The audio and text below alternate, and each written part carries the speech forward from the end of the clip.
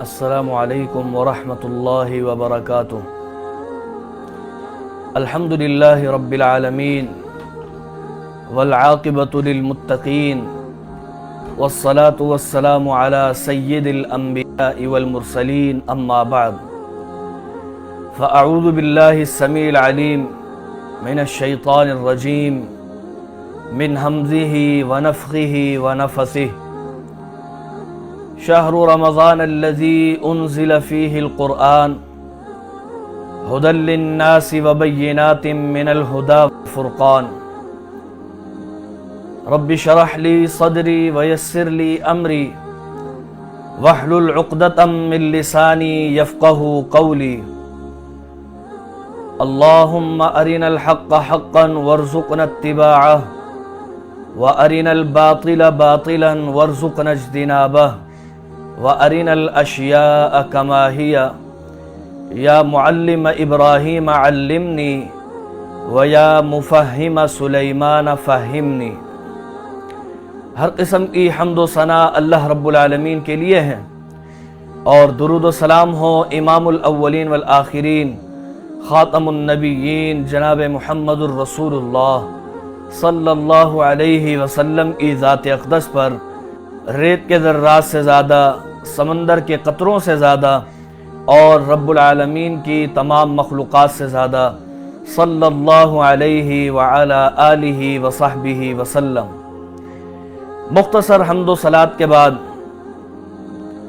اللہ رب العالمین کا یہ احسان ہے اور ہم پر اس کا یہ فضل و کرم ہے کہ اس نے ہمیں رمضان کا مہینہ عطا کیا، اور یہ رمضان برکتوں والا مہینہ اپنے اختتامی مراحل کی طرف بڑی تیزی کے ساتھ بڑھ رہا ہے، اور آج الحمدللہ 26واں روزہ ہے اور رات کو 27ویں شب ہو جانی ہے۔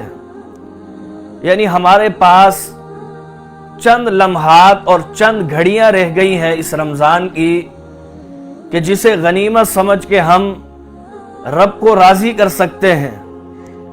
یہ دو راتیں 27ویں اور 29ویں رات جو باقی ہے، اگر ہم نے اس میں کوشش کر لی، تک و دو کر لی، تو یقین جانیے ہم رب کو راضی کرنے میں کامیاب ہو سکتے ہیں۔ یہ وہ مہینہ ہے کہ اللہ کریم نے اس مہینے میں اپنی بہترین کتاب، اپنا کلام قرآن مجید نازل کیا۔ اللہ رب العالمین فرماتا ہے، شہر رمضان الذی انزل فیہ القرآن، کہ رمضان کے مہینے میں قرآن کریم نازل کیا گیا،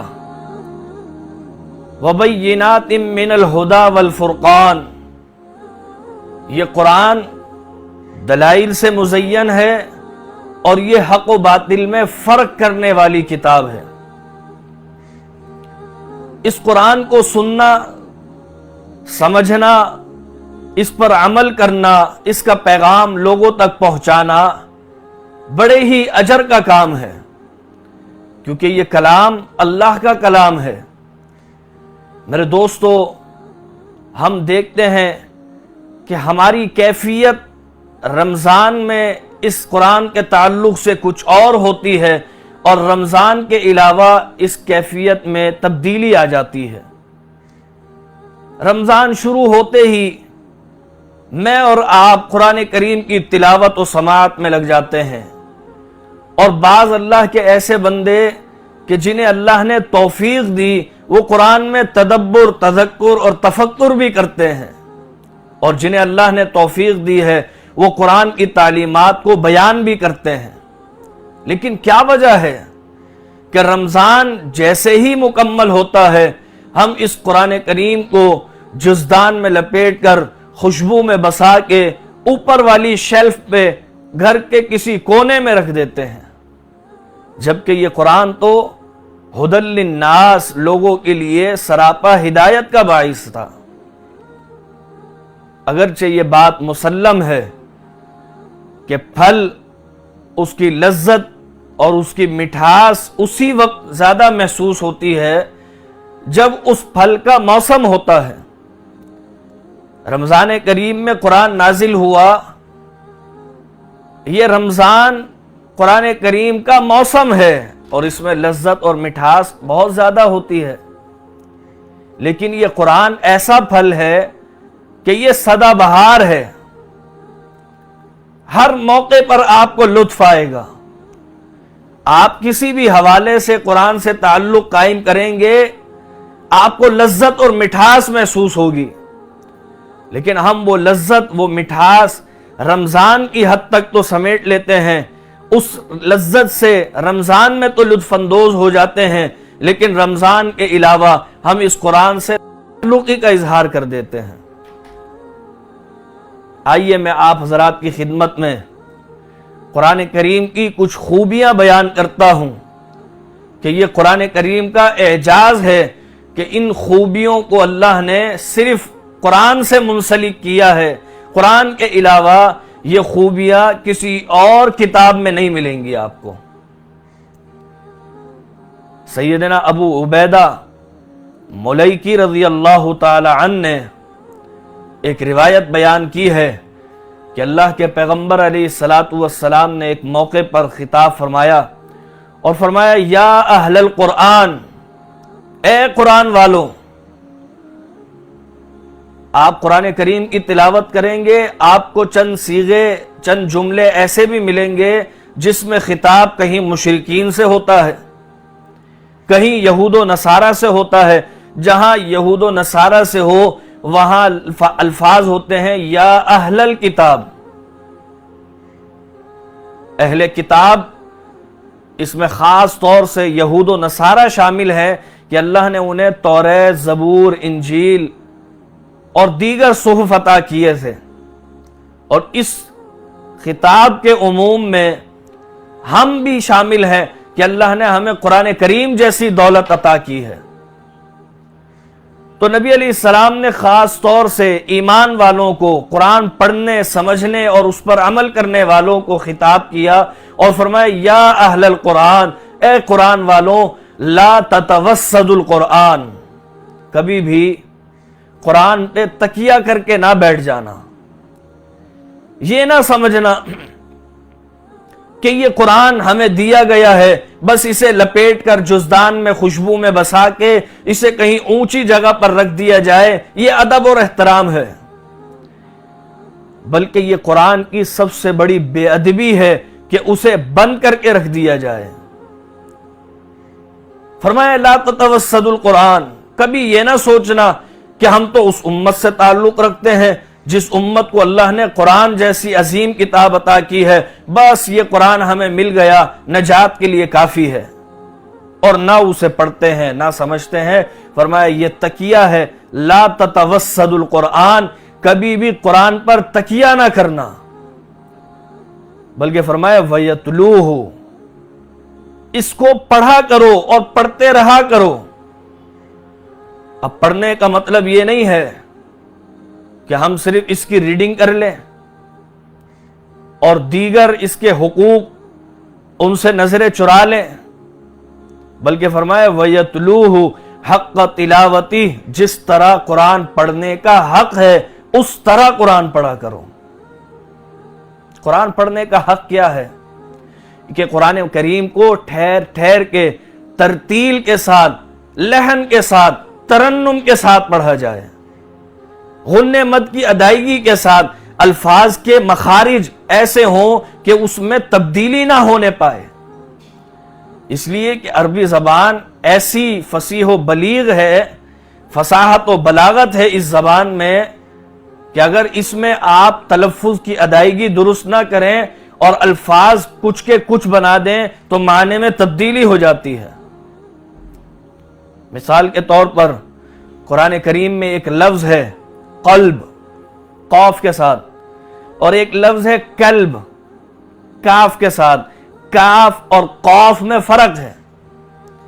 آپ نے اگر قلب پڑھا، قلب کا معنی ہوگا دل، اور اگر آپ نے پڑھ لیا کلب، یعنی تلفظ کی کوئی ادائیگی نہیں، قاف کو کاف بنا دیا، کاف کو قاف بنا دیا، تو کلب کا معنی ہوتا ہے کتا۔ اب آپ کہیں قرآن کی ایک آیت پڑھ رہے ہوں، ما جعل اللہ لرجل من قلبین فی جوفی، اللہ نے کسی بھی مرد کے دل میں دو دل نہیں رکھے، لیکن اگر آپ اس کو نعوذ باللہ ثم نعوذ باللہ قلبین کر دیں، قاف نہ پڑھیں، تو وہاں پہ دو کتے ہو جائیں گے۔ اسی طرح ایک لفظ آتا ہے الہون، یعنی میں یہ مثالیں اس لیے دے رہا ہوں کہ آج ہم قرآن پڑھتے ہیں لیکن اس کا حق ادا نہیں کرتے، بے دلی کے ساتھ قرآن پڑھتے ہیں، قرآن سے وہ تعلق ہمارا نہیں ہے جو ہمیشہ ہونا چاہیے تھا، جیسا صحابہ اکرام کا تعلق ہوتا تھا۔ الہون ایسا لفظ ہے، اگر آپ زبر زیر کی تبدیلی کر دیں، پہلے میں نے مثال دی، الفاظ تبدیل کر دیں، لفظ کوئی کلمہ آپ تبدیل کر دیں تو معنی بدل جاتا ہے، زبر زیر تبدیل کر دیں وہاں پر بھی معنی میں تبدیلی آ جاتی ہے۔ جیسے مثال کے طور پر ایک لفظ ہے الف لام ہا واو اور نون، اگر آپ اس کو پیش کے ساتھ پڑھیں الہون تو اس کا رسوائی، لیکن اگر آپ زبر کے ساتھ پڑھیں الہون تو اس کا معنی ہوگا عاجزی، انکساری۔ قرآن کریم کی آیات میں ہے وَعِبَادُ الرَّحْمَنِ الَّذِينَ يَمْشُونَ عَلَى الْأَرْضِ هَوْنًا وَإِذَا خَاطَبَهُمُ الْجَاهِلُونَ قَالُوا سَلَامًا، جب یہ اللہ کے بندے چلتے ہیں تو بڑی عاجزی انکساری کے ساتھ چلتے ہیں، اور جب رسوائی کی بات آئی، ہون کا لفظ آیا تو وہ عذاب کے بارے میں ہے، فرمایا عذاب الہونی، رسوا کن عذاب ہوگا۔ تو الفاظ کا مخارج اور تلفظ کی ادائیگی یہ ضروری ہے، اور یہ قرآن پڑھنے کا حق ہے کہ اسے خوبصورت آواز میں پڑھا جائے، لحن کے ساتھ۔ نبی علیہ السلام نے فرمایا لیس منا من لم یتغن بالقرآن، جو قرآن کریم کو لحن کے ساتھ، ترنم کے ساتھ، خوبصورت آواز کے ساتھ نہیں پڑھے گا وہ ہم میں سے نہیں ہے۔ اب آپ اندازہ کریں، کیا میں اور آپ قرآن کریم کا حق ادا کر رہے ہیں یا اس قرآن کی بے ادبی کر رہے ہیں؟ فرمایا وَيَتْلُوهُ حق تلاوتی، اے اہل قرآن اس قرآن کو پڑھا کرو اور جس طرح پڑھنے کا حق ہے، وَتَغَنُّوهُ خوبصورت آواز میں پڑھا کرو، وَأَفْشُوهُ اور اس قرآن کا حق یہ ہے کہ اس کے پیغام کو عام کیا کرو، وَتَدَبَّرُوا فِيهِ اور اس کا حق پڑھنے کا یہ بھی ہے کہ اس میں غور و خوض کیا کرو، لَعَلَّكُمْ تُفْلِحُونَ تاکہ تم کامیاب ہو جاؤ۔ میں اور آپ کبھی کبھی قرآن کی ریڈنگ اور تلاوت تو کر لیتے ہیں، پڑھ تو لیتے ہیں، کبھی سن بھی لیتے ہیں۔ رمضان کا مہینہ آتا ہے، الحمدللہ کئی گھنٹے تک اللہ کے بندے قرآن پڑھتے بھی ہیں اور قرآن سنتے بھی ہیں، اور بعض کو توفیق دی تو وہ تھوڑا بہت سمجھ بھی لیتے ہیں۔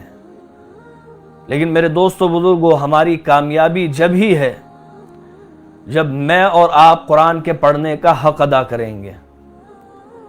میں آپ حضرات کی خدمت میں قرآن کریم کی چند ایسی خوبیاں بیان کر رہا ہوں کہ ان خوبیوں کو سننے کے بعد انشاءاللہ میرے اور آپ کے دل میں شوق پیدا ہوگا کہ ہم قرآن کریم سے تعلق قائم کریں، اور یہ تعلق صرف رمضان کی حد تک نہ ہو بلکہ سارا سال اور ساری زندگی کا کوئی لمحہ ایسا نہ ہو کہ جو ہم نے قرآن کے تعلق کے بغیر گزار دیا ہو۔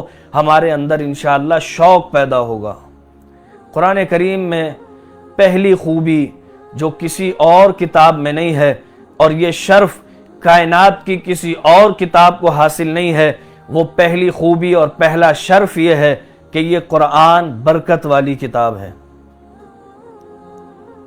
اس قرآن کے پڑھنے میں، سننے میں، سمجھنے میں کسی بھی حوالے سے اس قرآن کا تعلق ہو جائے تو یہ قرآن آپ کو برکت والی کتاب نظر آئے گی، اس کی برکتیں آپ کو واضح طور پر نظر آئیں گی۔ اللہ تعالیٰ فرماتا ہے کتاب انزلناہ الیک مبارک یہ کتاب جو نازل کی گئی ہے یہ مبارکن بڑی ہی بابرکت کتاب ہے، کیونکہ جس رب نے اس قرآن کو نازل کیا ہے وہ خود بڑا۔ اللہ تعالیٰ قرآن کریم کی کئی آیات میں فرماتا ہے تبارک الذی بیدہ الملک، بابرکت ہے وہ ذات کہ جس کے قبضہ قدرت میں سارے اختیارات ہیں، ہر قسم کی بادشاہی اس بابرکت رب کے لیے ہے۔ ایک مقام پہ فرمایا تبارک الذی نزل الفرقان، بابرکت ہے وہ ذات کہ جس نے اس قرآن کو حق و باطل میں فرق کرنے والی کتاب کو نازل کیا ہے۔ اب جس چیز کا تعلق اس قرآن سے ہو جائے گا وہ بھی بابرکت ہو جائے گی، کیونکہ یہ قرآن اس بابرکت ذات کا کلام ہے۔ آپ دیکھیں، قرآن کریم کا مطالعہ کریں اور کبھی پڑھیں، غور کریں، سمجھیں، تو آپ کو معلوم ہوگا جس چیز کا تعلق قرآن سے ہوا ہے اللہ نے اس چیز کو بابرکت بنا دیا۔ اللہ رب العالمین نے جس رات میں اس قرآن کو نازل کیا اس رات کے حوالے سے اللہ تعالیٰ فرماتا ہے انا انزلناہ فی لیلۃ مبارکۃ، اس قرآن کو ایسی رات میں نازل کیا لیلۃ مبارکہ، جو رات مبارکۃ بابرکت رات ہے۔ اور اس رات کی برکتوں کے کیا کہنے، اللہ کے پیغمبر علیہ السلام نے فرمایا جو شخص اس رات میں عبادت کر لیتا ہے، ایک رات میں عبادت کی، اللہ رب العالمین اسے 10 راتوں کا ثواب نہیں دے گا، اسے 1 سال کی عبادت کا ثواب نہیں دے گا، بلکہ قرآن کہتا ہے لیلۃ القدر خیر من الف شہر، اللہ رب العالمین اسے 1 رات عبادت کرنے کا اجر و ثواب 1000 مہینے کی عبادت سے زیادہ عطا کرے گا۔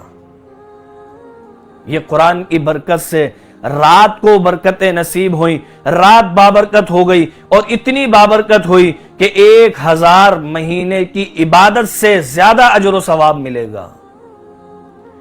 اللہ نے جس مہینے میں اس قرآن کو نازل کیا اس مہینے کو بابرکت بنا دیا۔ نبی علیہ السلام کی حدیث، آپ علیہ السلام نے ایک موقع پر خطبہ ارشاد فرمایا اور صحابہ کرام کو مخاطب کیا، فرمایا یا ایھا الناس، اے لوگو، قد اظلکم شہر عظیم شہر مبارک، تم پر سایہ فگن ہو رہا ہے ایسا مہینہ جو بڑی ہی عظمتوں والا ہے، شہر مبارک، اور دیکھنا یہ مہینہ بابرکت مہینہ ہے۔ اس مہینے کی برکت کے بھی کیا اندازے اور کیا ہی کہنے ہیں۔ اس مہینے میں آپ علیہ السلام نے فرمایا جو شخص اس مہینے میں ایک نفل عبادت کر لیتا ہے کان کمن ادا فریضۃ فیما سوا، اللہ اس مہینے کی برکت سے اسے ایک فرض ادا کرنے کا ثواب دیتا ہے، ومن ادا فریضۃ، اور جو ایک فرض ادا کر لیتا ہے کان کمن ادا 70 فریضۃ فیما سوا، اللہ تعالیٰ اسے 70 فرضوں کے برابر ثواب دیتا ہے۔ جس چیز کا بھی تعلق ہوگا اس قرآن سے، رات کا تعلق ہوا رات بابرکت بن گئی، مہینے کا تعلق ہوا وہ مہینہ بابرکت بن گیا۔ اللہ نے جس ذات پر یہ قرآن نازل کیا، نبی علیہ مکرم علیہ السلام پر، اللہ نے اس پیغمبر کو بھی اتنا بابرکت بنا دیا، اس پیغمبر کی زندگی کا ایک ایک لمحہ اتنا بابرکت تھا، فرمایا اے پیغمبر لعمرک، آپ کی زندگی کا ایک ایک لمحہ اتنا بابرکت ہے، میں رب ہوتے ہوئے آپ کی زندگی کی قسم کھاتا ہوں۔ یہ قرآن کی برکتیں ہیں، یہ قرآن برکت والی کتاب ہے۔ اللہ نے جس جگہ پر، جس شہر میں یہ قرآن نازل کیا، ظاہر ہے 23 سال کے عرصے میں مکے اور مدینے میں یہ قرآن نازل ہوا، لیکن ابتدا مکے میں ہوئی تھی۔ اللہ کے پیغمبر علیہ السلام اس قرآن کے حوالے سے فرماتے ہیں اور اللہ کا قرآن بھی یہ کہتا ہے ان اول بیت وضع للناس للذی ببکۃ مبارکہ، جس شہر میں یہ قرآن نازل کیا گیا ہے وہ شہر اللہ نے ببکۃ مبارکن، وہ شہر بھی بابرکت بنا دیا، اور اتنا بابرکت بنا دیا کہ اس شہر میں ایک مسجد بیت اللہ ہے، اس بیت اللہ میں حدیث شریف کے مطابق کوئی انسان ایک نماز ادا کر لیتا ہے تو اللہ رب العالمین اسے 1,00,000 نمازوں کا اجر و ثواب دیتے ہیں۔ یہ ساری چیزیں کیا ہیں؟ جگہ کا تعلق قرآن سے، اس جگہ کو برکت مل گئی، پیغمبر کو بابرکت بنا دیا، اس رات کو بابرکت بنا دیا، رب نے اس مہینے کو بابرکت بنا دیا جس مہینے میں یہ قرآن نازل ہوا۔ کیا میں اور آپ اس کی برکتیں نہیں لے سکتے؟ میں اور آپ اپنا تعلق اگر قرآن سے کریں تو کیا رب کریم کی رحمتیں اور برکتیں ہمیں نصیب نہیں ہوں گی؟ میرے سامعین، میں آپ کو اس کی کون سی برکتیں گنواؤں؟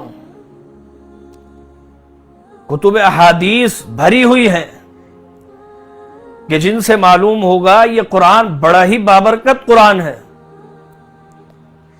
نبی علیہ السلام نے فرمایا مجتمع قوم فی بیت من بیوت اللہ، اللہ کے کسی بھی گھر میں اللہ کے بندے، رب کو ماننے والے، وہ کسی بھی گھر میں جمع ہو جائیں، یتلون کتاب اللہ، اور ان کے جمع ہونے کا مقصد یہ ہو کہ اللہ کے کتاب کی تلاوت کرنی ہے، وَيَتَدَارَسُونَهُ، اور اس کا سبق ایک دوسرے کو سکھانا ہے۔ درسا یدرسو کا معنی ہوتا ہے کسی چیز کو سمجھ کر پڑھنا۔ فرمایا وَيَتَدَارَسُونَهُ، آپس میں ایک دوسرے کو قرآن کی باتیں سکھانے کے لیے، قرآن کی باتیں سیکھنے کے لیے وہ اللہ کے کسی بھی گھر میں بیٹھ جائیں، نزلت علیہم الملائکہ، تو قرآن کی برکت یہ ہے اللہ تعالی وہاں پر فرشتے نازل فرماتا ہے۔ حفت علیہم الملائکہ، اللہ کے فرشتے انہیں اپنے پروں میں ڈھانپ لیتے ہیں، وغشیتہم الرحمہ، اور رب کی رحمت بھی انہیں اپنے سائے میں جگہ دیتی ہے، وذکرہم اللہ فی من عندہ، اور اللہ رب العالمین ان بندوں کا ذکر، ان بندوں کو ان لوگوں اپنے مقرب فرشتوں کے درمیان یاد فرماتا ہے۔ یہ قرآن کی برکت ہے، جہاں پڑھا جائے گا وہاں اللہ کے فرشتوں کا نزول ہوگا، رب کی رحمتیں نازل ہوں گی، اور اللہ اپنے مقرب فرشتوں میں اس پڑھنے والے کا، قرآن سے تعلق رکھنے والے کا ذکر فرمائے گا۔ آپ غور تو کریں کہ یہ کتنی بڑی برکت اور کتنا بڑا مقام ہے اس قرآن سے تعلق رکھنے والوں کے لیے۔ ساری شریعت، قرآن و سنت ہمیں یہی بتاتے ہیں کہ اللہ کا ذکر کرنا ہے۔ اللہ کیا فرماتا ہے؟ یا ایھا الذین آمنوا اذکروا اللہ، اے ایمان والو اللہ کا ذکر کیا کرو، ذکرن کثیرا، اور بہت زیادہ ذکر کیا کرو۔ ساری شریعت انسان کو حکم دیتی ہے کہ تم نے اللہ کا ذکر کرنا ہے، لیکن جو قرآن سے تعلق قائم کر لے تو حدیث میں آتا ہے وَذَكَرَهُمُ اللَّهُ فِي مَنْ عِنْدَهُ، اللہ اس کا ذکر کرتا ہے، اللہ اسے یاد فرماتا ہے۔ یہ کتنی بڑی برکت ہے۔ میرا اور آپ کا عقیدہ اور ایمان یہی ہے کہ جہاں قرآن پڑھا جائے وہاں فرشتوں کا نزول ہوتا ہے۔ صحابہ کا بھی یہی نظریہ اور عقیدہ تھا، صحابہ کا بھی ایمان تھا، وہ قرآن پڑھتے تھے، اللہ فرشتوں کو نازل فرماتا تھا۔ صحیح بخاری شریف میں ایک واقعہ ہے، نبی علیہ السلام کے جلیل القدر صحابی سیدنا اسید بن حضیر رضی اللہ تعالی عنہ، اللہ کے پیغمبر علیہ السلام کے جلیل القدر صحابی ایک موقع پر اپنے گھر میں تشریف فرما تھے اور قرآن کریم کی تلاوت فرما رہے تھے۔ ساتھ ہی بیٹا لیٹا ہوا تھا اور اس کے قریب ہی ان کا گھوڑا بھی بندھا ہوا تھا۔ نبی کے اس صحابی نے تلاوت شروع کی، تلاوت کر ہی رہے تھے کہ اچانک گھوڑا بدکنا شروع ہو گیا۔ انہوں نے اس ڈر سے کہ کہیں گھوڑا بچے کو تکلیف نہ پہنچا دے تلاوت روک دی اور خاموش ہو گئے۔ تھوڑی دیر بعد پھر دل چاہا دوبارہ تلاوت شروع کر دی، گھوڑا دوبارہ بدکنے لگا۔ تلاوت روک کر اٹھ گئے، ادھر ادھر دیکھا کہ کون سی چیز ہے جو گھوڑے کو تنگ کر رہی ہے اور گھوڑا بدک رہا ہے۔ ادھر ادھر کچھ نظر نہیں آیا۔ اچانک آسمان کی طرف نگاہ اٹھتی ہے تو کیا دیکھتے ہیں کہ بہت ہی خوبصورت فانوس، بہت ہی خوبصورت فانوس روشنیوں والا وہ آسمان کی طرف اٹھ رہا ہے۔ حدیث کے الفاظ ہیں کل مصابیح، اس میں خوبصورت قندیلیں اور چراغ تھے اور وہ روشن فانوس وہ آسمان کی طرف جا رہا تھا۔ نبی علیہ السلام کی خدمت میں حاضر ہوئے اور آپ علیہ السلام سے عرض کرنے لگے، اے اللہ کے پیغمبر، رات اس طرح معاملہ ہوا ہے، میں قرآن کریم کی تلاوت کر رہا تھا اور تلاوت کرتے کرتے اچانک گھوڑا بدکنے لگا، میں نے تلاوت روک دی، تھوڑی دیر بعد دوبارہ تلاوت کی، گھوڑا پھر بدکنے لگا، میں نے ادھر ادھر دیکھا کچھ نظر نہیں آیا، لیکن جب آسمان کی طرف نگاہ اٹھی تو میں نے خوبصورت قندیلیں، خوبصورت چراغ اور خوبصورت فانوس آسمان کی طرف جاتے ہوئے دیکھا۔ اللہ کے پیغمبر نے فرمایا، اے اسید بن حذیر، اقرأ یا ابن حذیر، اے اسید بن حذیر، پڑھتے رہتے، قرآن کی تلاوت کیوں روک دی؟ کہنے لگے اللہ کے پیغمبر، بچے کو تکلیف پہنچ سکتی تھی، گھوڑا بدک رہا تھا، میں نے تلاوت روک دی۔ آپ نے فرمایا تم جانتے ہو وہ فانوس، وہ روشنی، وہ قندیلیں کیا تھیں؟ پھر آپ علیہ السلام نے فرمایا، اے اسید بن حذیر، تلک الملائکۃ، وہ اللہ کے فرشتے تھے، دنت لصوتک، اور وہ فرشتے اللہ سے اجازت لے کر زمین پر آئے تھے، اللہ سے اجازت مانگی تھی کہ اللہ اسید بن حذیر اتنی بہترین تلاوت کر رہا ہے، قرآن کا حق ادا کر رہا ہے، تلفظ کے ساتھ، مکمل مخارج کے ساتھ، ٹھہر ٹھہر کے قرآن پڑھ رہا ہے، بڑی ہی خوبصورت آواز میں پڑھ رہا ہے، کیا ہم اسید بن حذیر کی تلاوت سننے کے لیے اس کے قریب جا سکتے ہیں؟ اللہ نے اجازت دی، فرمایا تلک الملائکۃ دنت لصوتک، وہ فرشتے آپ کی تلاوت سننے کے لیے آپ کے قریب ہوئے تھے۔ اے اسید بن حذیر، اگر آپ تلاوت کرتے رہتے، وہ فرشتے زمین پر اتر آتے، اور جب وہ زمین پر اترتے تو اللہ کے مخلوق لوگ انہیں اپنی آنکھوں سے دیکھتے۔ یہ قرآن کی برکت ہے، جہاں قرآن پڑھا جاتا ہے وہاں پر اللہ تعالیٰ برکتیں نازل کر دیتا ہے، اپنی رحمتیں نازل کرتا ہے، اللہ کے فرشتے نازل ہوتے ہیں وہاں پر۔ قرآن کی برکت، یہ قرآن برکت والا ہے، یہ خصوصیت اللہ نے کائنات کی کسی اور کتاب میں نہیں رکھی۔ آپ ڈائجسٹ پڑھتے رہیں، آپ کو برکتیں نہیں مل سکتی۔ آپ ناول، کہانیاں، اخبار، مختلف قسم کی دیگر کتابیں آپ پڑھتے رہیں، فرشتے نازل نہیں ہوں گے، رحمتیں نہیں ملیں گی، لیکن جب آپ قرآن پڑھیں گے، قرآن سنیں گے، قرآن سمجھیں گے، قرآن پر عمل کریں گے، قرآن کا پیغام پہنچائیں گے، اللہ کے فرشتے بھی نازل ہوں گے، آپ کو رب کی طرف سے برکتیں ملیں گی، آپ کو رحمتیں ملیں گی، اور اللہ آپ کا ذکر کرے گا۔ اور یہ برکتوں کا مطلب یہ نہیں کہ آپ قرآن سے تعلق قائم کریں گے اور اچانک آپ کی لاکھوں روپے سیلری ہو جائے گی۔ کتنے ہی لوگوں کو ہم نے دیکھا، بڑی بڑی ہینڈسم سیلریاں، بہترین، کسی کی 1 لاکھ روپے، کسی کی 5 لاکھ روپے، لیکن میرے ماؤں بہنوں، میرے بزرگوں، دوستوں اور میرے دیکھنے والوں، سننے والوں، کیا آپ جانتے ہیں لوگوں کی لاکھوں روپے سیلری ہوتی ہے لیکن کوئی اچانک بیماری آ جاتی ہے وہ لاکھوں روپے اس میں صرف ہو جاتے ہیں۔ میرے ایک عزیز دوست وہ خود بھی بہت اچھا کماتے ہیں، ان کا ایک بھائی ہے وہ بھی بہت اچھا کماتا ہے، ان کے والد ان کی گورنمنٹ جاب ہے، بہترین سیلری ہے، لیکن ایک دن بڑے افسردہ ہو کر کہنے لگے کہ میں آپ کو کیا بتاؤں، گھر کا بجٹ آؤٹ ہو گیا ہے۔ میں نے کہا آپ کا خود اتنا اچھا کاروبار ہے، بہترین کام کرتے ہیں، آپ کے بھائی بھی بہترین بزنس مین ہے اور آپ کے والد تو گورنمنٹ جاب کرتے ہیں۔ کہنے لگے والد صاحب بیمار ہیں، والدہ بیمار ہیں، والد صاحب کی اور بھائی کی پوری سیلری دواؤں پر خرچ ہو جاتی ہے۔ یہ برکت نہیں ہے۔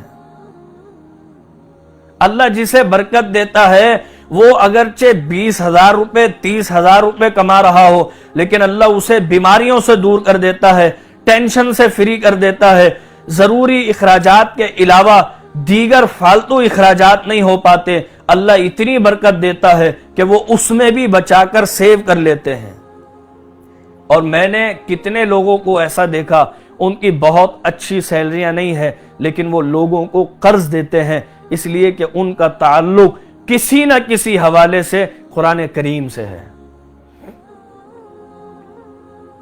نبی علیہ الصلوۃ والسلام آپ کے صحابی ابو سعید خدری رضی اللہ تعالی عنہ وہ فرماتے ہیں، اور یہ روایت دارمی شریف میں موجود ہے، ترمذی شریف میں بھی موجود ہے، آپ علیہ السلام کے صحابی فرماتے ہیں نبی نے فرمایا من شغلہ القرآن، جو قرآن پڑھنے سمجھنے سننے سنانے میں مشغول رہتا ہے کسی بھی حوالے سے، اس کا تعلق بس قرآن سے ہوتا ہے، من شغلہ القرآن عن ذکری و مسئلتی، اور یہ حدیث قدسی ہے، پیغمبر نے جب یہ حدیث بیان کی تو فرمایا یقول الرب تبارک و تعالی، اللہ رب العالمین فرماتا ہے،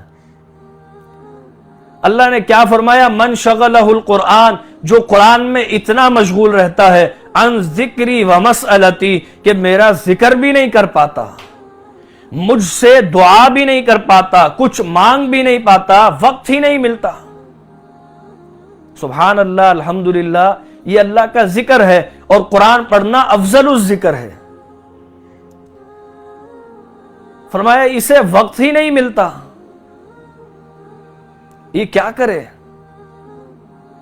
میں اور آپ سمجھتے ہیں قرآن پڑھ لینا کافی ہے، لیکن اگر میرے دوستو قرآن پڑھنے کا مطلب یہ ہوتا کہ اس کی خالی ریڈنگ کرنی ہے تو اس میں تو 20 منٹ لگتے ہیں، اس کے بعد ذکر اور دعا ہو سکتی ہے، لیکن فرمایا وہ سمجھ کے پڑھتا ہے، اتنا مشغول رہتا ہے قرآن فہمی میں، کبھی قرآن پڑھ رہا ہے، کبھی سمجھنے کی کوشش کرتا ہے، کبھی قرآن سننے میں مصروف ہے، کبھی قرآن پر عمل کرنے میں مصروف ہے، کبھی قرآن کا پیغام لوگوں تک پہنچانے میں مصروف ہے، وہ بس مشغول رہتا ہے اور مجھ سے کچھ نہیں مانگ پاتا، میرا ذکر بھی نہیں کر پاتا۔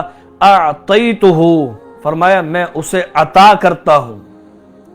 حدیث قدسی ہے اور حدیث قدسی کے الفاظ پر غور کریں، فرمایا اعطیتہ، میں اسے عطا کرتا ہوں۔ اگر اللہ کی عطا دیکھنی ہو تو کبھی سورۃ الکوثر پڑھ کے دیکھیں، اس میں اللہ نے اپنی عطا بیان کی ہے، اللہ کی عطا لا محدود ہوتی ہے۔ فرمایا انا اعطیناک الکوثر، کوثر کی تفسیر مفسرین بیان نہیں کر سکے، اس لیے کہ اس کی تفسیر ایک واعظ بیان کرتا رہے اس کی زندگی ختم ہو جائے گی، وہ اس کی حدود تک نہیں پہنچ سکتا۔ کسی نے لکھا کوثر سے مراد خیر کثیر ہے، خیر کثیر کی کوئی حد نہیں ہوتی، کون کون سی بھلائیاں ہیں، میں اور آپ چند بھلائیوں کو جانتے ہیں، لیکن فرمایا آپ کو خیر کثیر دے دی ہے، عطا کر دی ہے۔ کوثر کا کسی نے مفہوم لکھا کہ اس سے مراد حوض کوثر ہے، جس طرح احادیث میں بھی آتا ہے۔ احادیث میں حوض کوثر آتا ہے، حوض کوثر سے کتنے امتی مستفید ہوں گے میں اور آپ تصور بھی نہیں کر سکتے۔ کسی مفسر نے لکھا کہ کوثر سے مراد یہ ہے کہ مشرکین عرب کہا کرتے تھے ان شانئک هو الابتر، نعوذ باللہ اس پیغمبر کا کوئی نام لینے والا نہیں ہوگا۔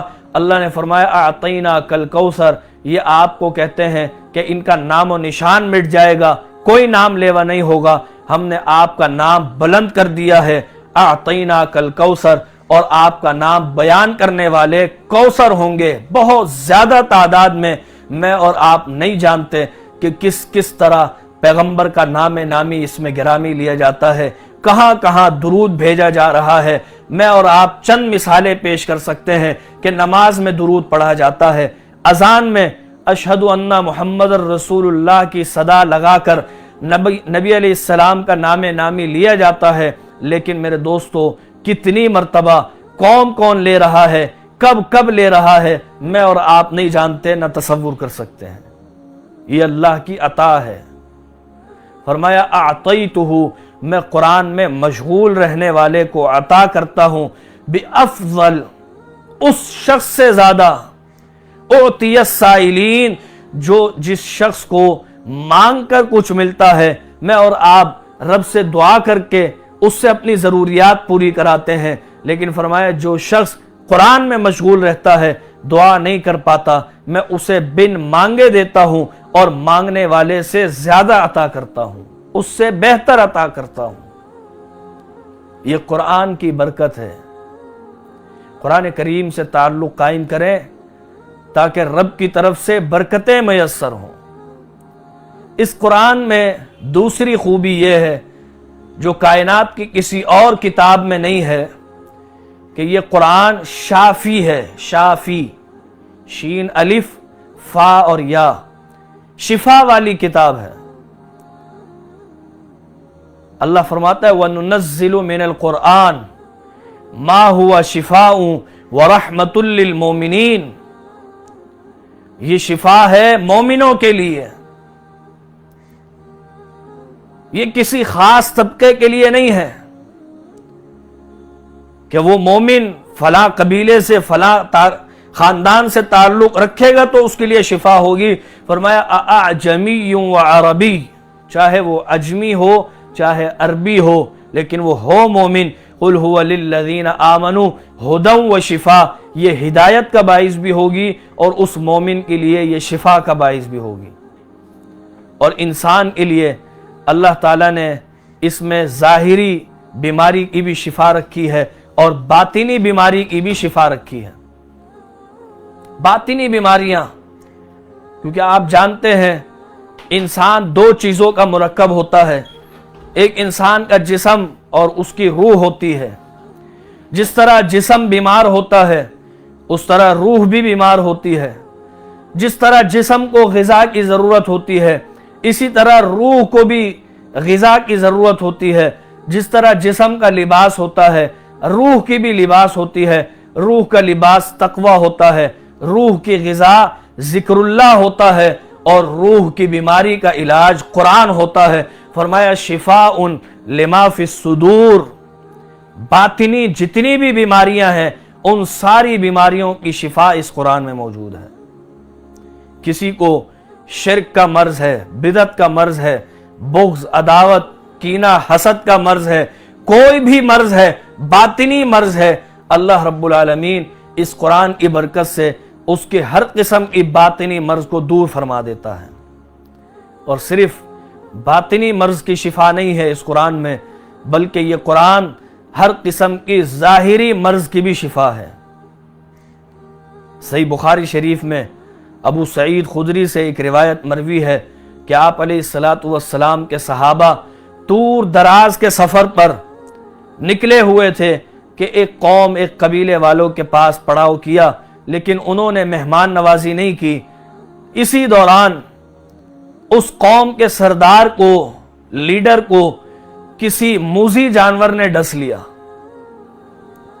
اور انہوں نے بڑے ہی حکماء اطباء سے دوا کی لیکن اسے افاقہ نہ ہوا۔ فوراً دوڑے دوڑے ان صحابہ کے پاس تشریف لائے اور کہنے لگے کیا آپ میں سے کوئی دم جھاڑا کرنے والا ہے؟ ابو سعید خدری فرماتے ہیں ان میں سے ایک صحابی نے حامی بھری اور وہ سردار کے قریب جا کر اس نے سورہ فاتحہ کا دم کیا، سورہ فاتحہ پڑھ کے دعا کی اور اس پر دم کیا۔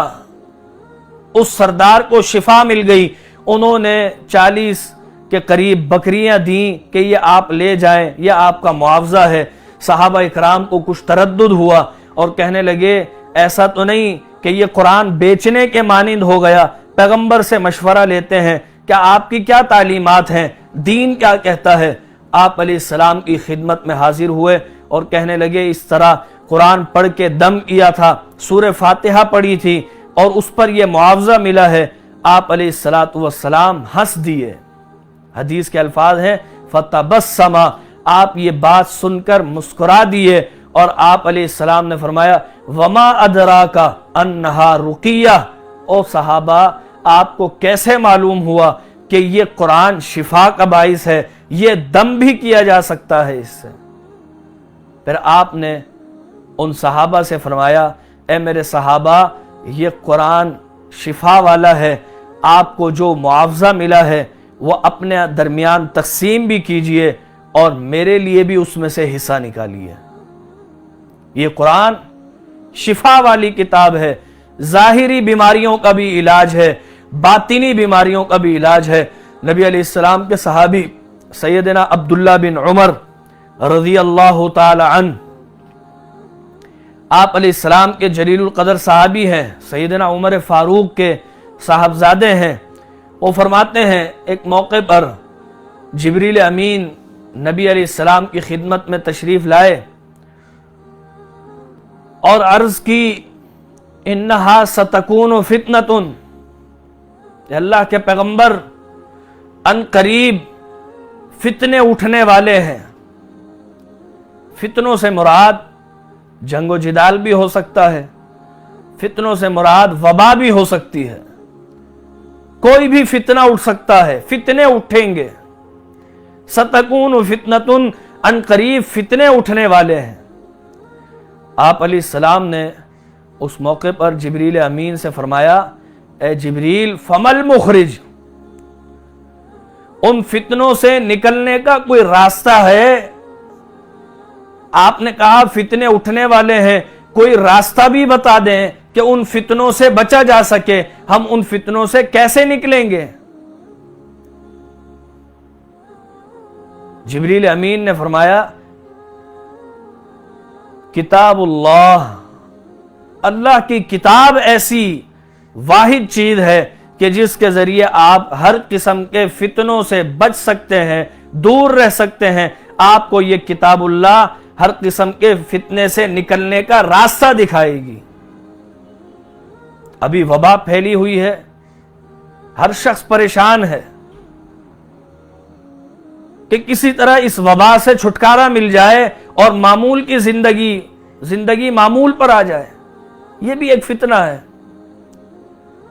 فرمایا کتاب اللہ، یہ اللہ کی کتاب ایسی ہے ہر قسم کے فتنوں سے نکال کے رکھ دے گی، اور فرمایا یہ ایسی کتاب ہے کہ اس میں سابقہ ساری قوموں کے حالات موجود ہیں، اور جو بعد میں وما ہوا کائن بعدکم، اور آپ کے بعد جو بھی امور ہونے ہیں قیامت تک، وہ ساری باتیں اس میں موجود ہیں۔ اور پھر آگے فرمایا وَهُوَ شِفَاءٌ نَافِعٌ، اے اللہ کے پیغمبر یہ ایسی کتاب ہے کہ یہ شفا والی ہے۔ یہ نہیں فرمایا وَهُوَ شِفَاءٌ، بس یہ شفا ہے، فرمایا وَهُوَ شِفَاءٌ نَافِعٌ، اس کی صفت لائے نافع، کہ یہ شفا بھی ہے اور نفع بخش شفا ہے۔ آپ کبھی ان الفاظ پر غور کریں کہ نافع کیوں کہا؟ شفا بھی کافی تھا،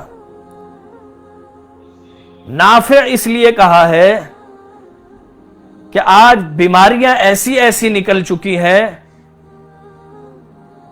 کہ ہم دیکھتے ہیں کوئی شخص بیمار ہو جائے، کسی کو شوگر کا مرض لگ جائے، کسی کو بلڈ پریشر ہو جائے، کسی کو کولیسٹرول ہو جائے، یہ ایسی بیماریاں ہیں کہ ڈاکٹر کہتے ہیں آپ کو اب ساری زندگی گولیاں کھانی پڑیں گی، ساری زندگی میڈیسن لینی پڑے گی، ساری زندگی شوگر کے مریض کو انسولین لگانی پڑے گی۔ یہ شفا تو نہیں ہے۔ شفا تو یہ ہے کہ آپ دوا لیں، آپ کو شفا مل جائے۔ بخار ہوتا ہے، دوا لی، اللہ نے شفا عطا کی، دوا بھی چھٹ گئی اور اس بیماری سے بھی چھٹکارا مل گیا۔ لیکن یہ کون سی شفا ہے کہ انسان دوائیوں پر ہی چلے گا؟ جب دوا چھوڑے گا فوراً وہ بیماری حاوی ہو جائے گی۔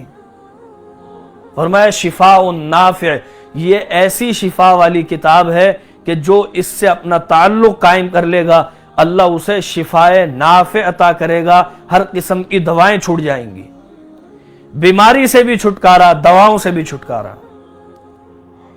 تو یہ دوسری خوبی ہے کہ یہ قرآن برکت والی کتاب ہے اور دوسری شفا والی کتاب ہے۔ قرآن کریم کی تیسری خوبی یہ ہے کہ یہ قرآن شافع ہے، شافع، سفارش کرے گی۔ دنیا میں بھی سفارشی ہوتے ہیں، بعض کام سفارش کے بغیر نہیں ہوتے، لیکن یہ قرآن ایسی کتاب ہے یہ اس دن سفارش کرے گی کہ جس دن سفارش والے اختیار بھی اللہ کے پاس ہوں گے۔ فرمایا قل للہ الشفاعۃ جمیعا، ہر قسم کے اختیار کے ساتھ سفارش کا اختیار بھی اللہ ہی کے پاس ہوگا۔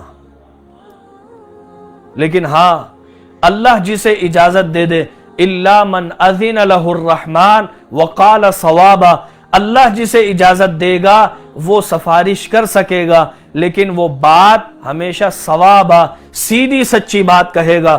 دنیا میں بھی وکیل ہوتے ہیں، کیس لڑتے ہیں، لیکن جھوٹی گواہیاں دلوا کے، جھوٹے مقدمے لڑ کے ایک مجرم کو بھی بری کرا لیتے ہیں۔ فرمایا وہاں پر کوئی جھوٹا کیس نہیں لڑ سکے گا، جھوٹی سفارش نہیں کر سکے گا۔ وقال صوابا، اگر کسی کو بات بھی کرنی ہوگی تو صحیح صحیح بات کرنے کی اجازت ہوگی۔ لیکن یہ قرآن ایسی کتاب ہے، یہ وہاں پر اپنے پڑھنے والے کی، اپنے آپ سے تعلق رکھنے والے کی سفارش کرے گا۔ نبی علیہ السلام نے فرمایا اقرأوا القرآن، قرآن پڑھا کرو، فَإِنَّهُ يَأْتِي يَوْمَ الْقِيَامَةِ شَفِيعًا لِأَصْحَابِهِ، اس لیے کہ یہ قیامت والے روز اپنے پڑھنے والے، اپنے سننے والے، اپنے سمجھنے اور عمل کرنے والے کی سفارش کرے گا۔ اور یہ ایسا وکیل ہے، آپ اس حدیث پر غور کریں کہ یہ قرآن اللہ کا کلام ہے، یعنی یہ کوئی مخلوق نہیں ہے، کوئی الگ شے نہیں ہے کہ جو اللہ سے مقدمہ لڑے گی، بلکہ اگر آپ اس حدیث پر غور کریں کہ یہ اللہ کا کلام ہے، یعنی اللہ رب العالمین اس بندے کے لیے خود ہی وکیل ہوگا اور خود ہی جج ہوگا۔ کلام تو اللہ کا ہے تو اللہ ہی خود وکیل بنے گا، اور وہ قرآن ایسا وکیل بنے گا، یعنی اللہ رب العالمین ایسا وکیل بنے گا کہ اس بندے کی شفاعت کرے گا اپنے آپ سے اور اس کو معاف کر دے گا، سفارش قبول کر لے گا۔ ایک حدیث میں قرآن کے ساتھ روزے کا بھی ذکر ہے، فرمایا ان الصیام والقرآن یشفعان للعبد، روزہ اور قرآن بندے کی سفارش کریں گے۔ اور قرآن کیا کہے گا؟